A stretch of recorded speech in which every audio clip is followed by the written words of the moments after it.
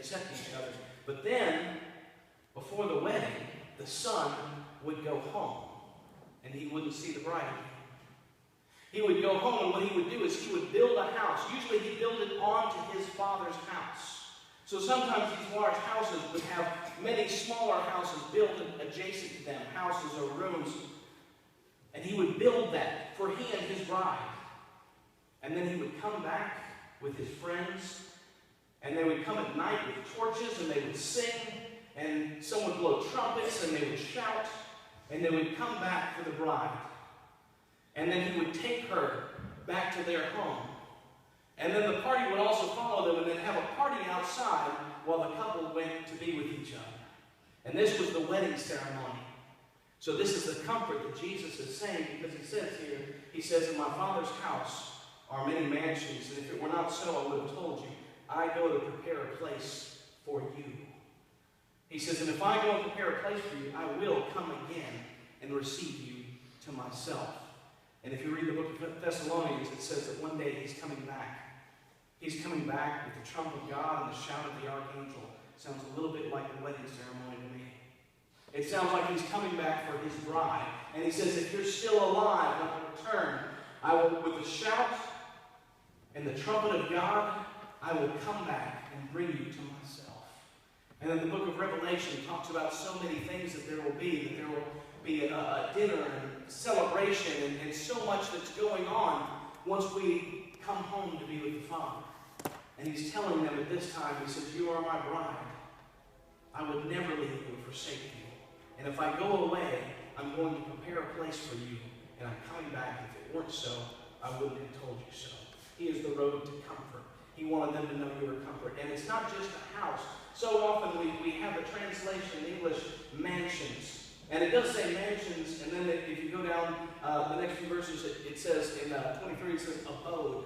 And basically it means a dwelling place or a room. So we'll never be separated from the Father again. We'll have a room right there with God. And I looked up home, and there was a winner of a contest that said, home is where you're treated the best and you complain the most. I thought that was a pretty good, accurate description.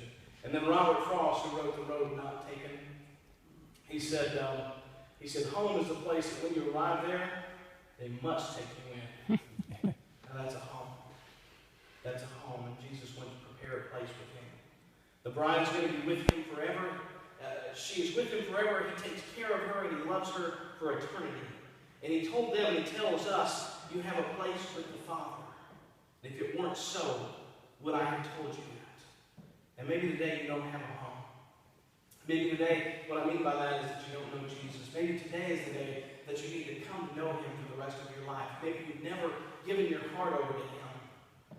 And as I mentioned every Sunday, Romans 3:23 is very clear that we're all broken.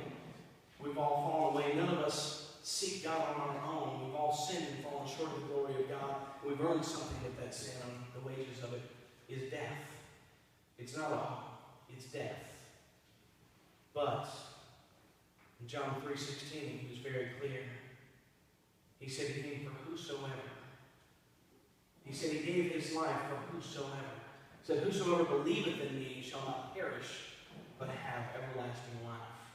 Today could be the day that you have a home forever. A home and a real purpose for living and a purpose for life. But maybe today it's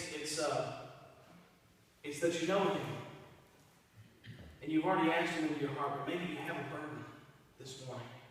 Maybe there's a burden, and I'd like for our musicians to come down, but maybe there's a burden that you have, and you're worried about the things that are going on in your life, and you're worried about the events that are going on in your life, but there is a home.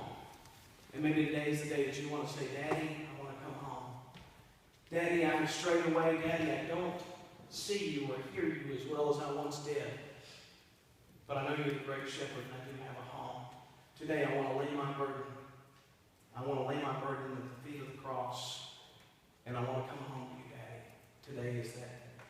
What do we sing this morning, Brother Paul? 305. I have decided to follow Jesus. 305. I have decided to follow Jesus. No turning back. No turning back. If you need to speak to me about Jesus this morning, I'll be down front. I can pray with you. If you have some issues, I can pray with you. Please let today be the day that you go home and know that Jesus is your eternal home.